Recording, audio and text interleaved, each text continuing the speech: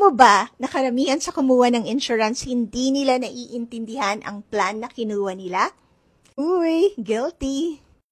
So, kung nagbabalak ka kumuha ng insurance, this is for you. So, here are the 3 reasons bakit dapat gets mo or naiintindihan mo ang insurance plan na kukunin mo.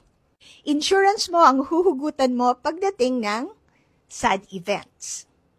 Therefore, your insurance plan will impact your life, so dapat naiintindihan mo exactly kung paano ka matutulungan ng insurance plan na kukunin mo.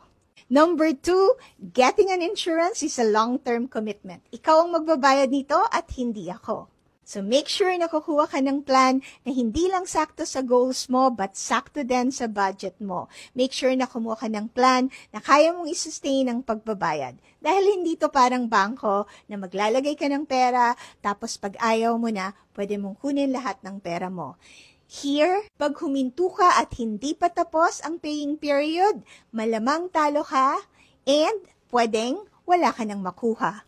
And number 3, kapag hindi mo inintindi ang plan na kukunin mo, malamang magkakaroon ka ng wrong expectations which could lead to huge disappointment.